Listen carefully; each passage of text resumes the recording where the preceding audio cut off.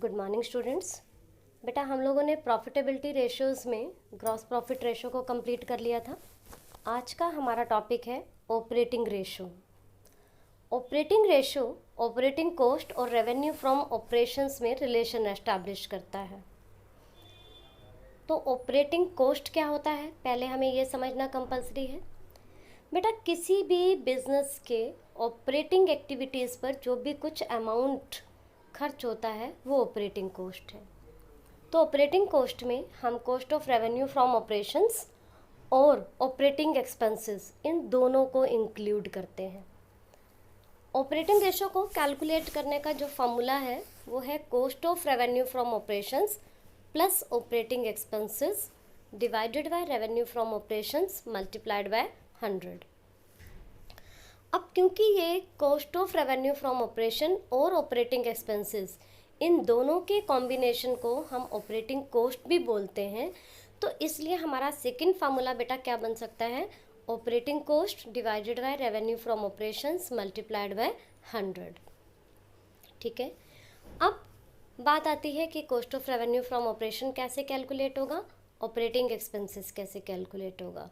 Revenue from operation तो आपको पता ही है। तो पहले cost of revenue from operation, हालांकि बेटा इस कंसेप्ट को हम पिछली रेशियोज़ में कंप्लीट कर चुके हैं, लेकिन एक बार यहाँ पर इसे रिवाइज कर लेते हैं। 4 फार्मूले बेटा हमने इसके किए थे। First, revenue from operation minus gross profit. Second, revenue from operation plus gross loss. Third, opening inventory plus net purchases. Net का मतलब परचेजेस में से परचेजेस रिटर्न या रिटर्न आउटवर्ड माइनस हो जाती है, प्लस कैरेज या carriage inward plus wages plus other direct expenses minus closing inventory.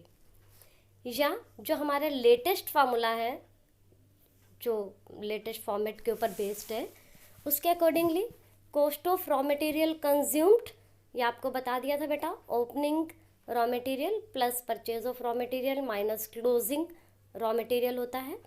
इसमें प्लस करना है purchase of stock in trade, जो सामान एज इट इज़ परचेज करके आप सेल करते हैं वो, plus changes in inventories of finish goods, work in progress and stock in trade.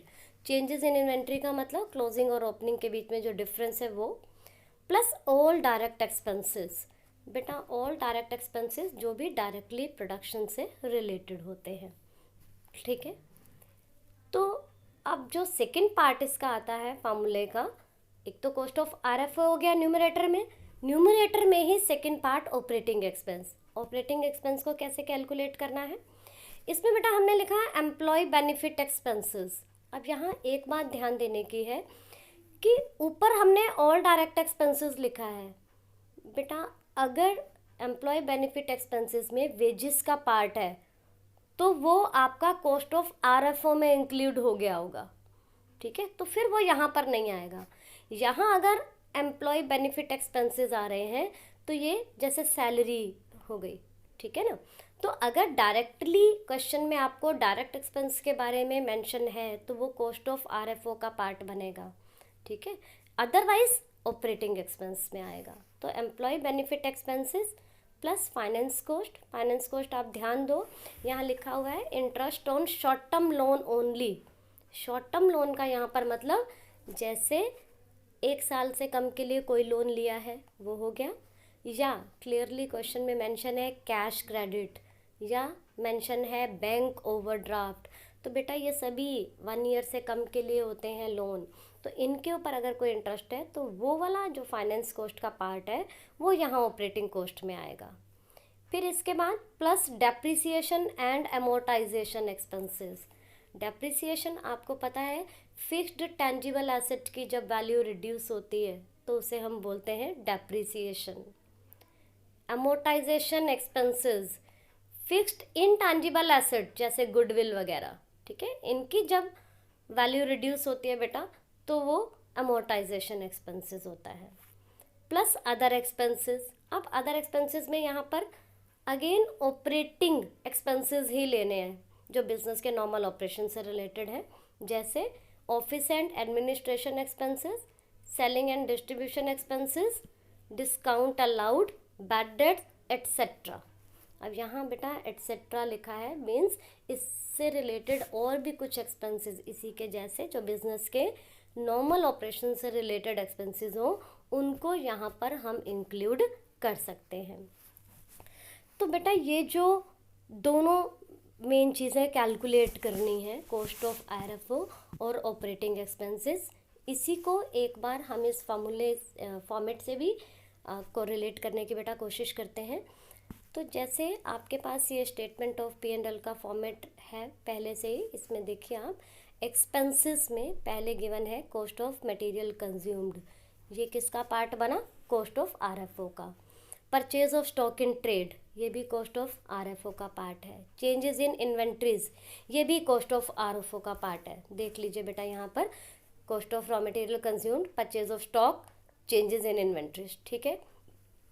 अब यहाँ फॉर्मूले में एक और लिखा हुआ है ऑल डायरेक्ट एक्सपेंसेस।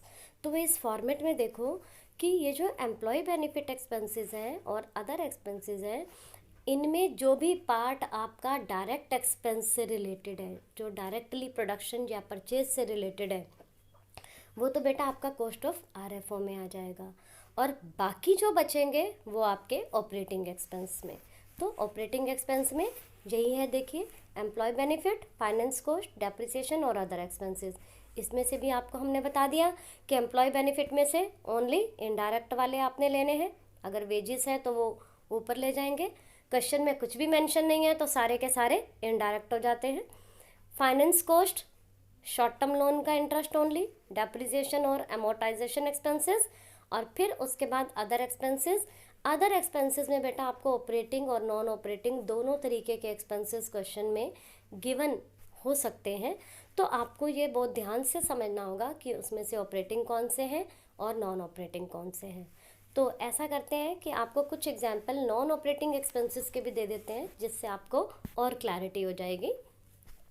बेटा नॉन ऑपरेटिंग एक्सपेंसेस जो बिजनेस के नॉर्मल ऑपरेशन से रिलेटेड नहीं है, जैसे loss on sale of fixed asset.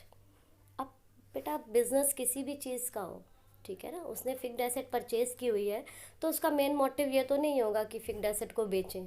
Fixed asset तो कभी अब हमारे यूज़ की नहीं रही तभी उसे बेचते हैं, ठीक है, और उसको बेचने पर लॉस हो गया, तो ये बिज़नेस के नॉर्मल ऑपरेशन से रिलेटेड नहीं है, इसलिए ये नॉन ऑपरेटिंग में आ गया।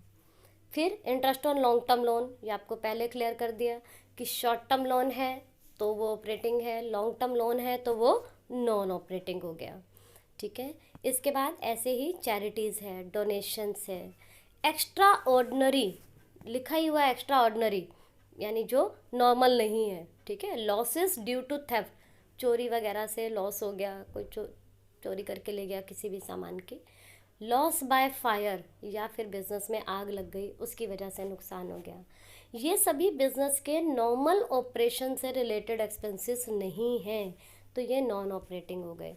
तो अगर आपको नोट्स टू अकाउंट्स में या क्वेश्चन में ये वाले एक्सपेंसेस गिवन हो अदर एक्सपेंसेस के पार्ट के रूप में, तो आपने ऑपरेटिंग एक्सपेंस को कैलकुलेट करते समय इनको इंक्लूड नहीं करना, ठीक है बेटा। अब कमेंट की बात आती है, इस रेशो में लिखा है लो रेशो इज़ बेटर, क्यों?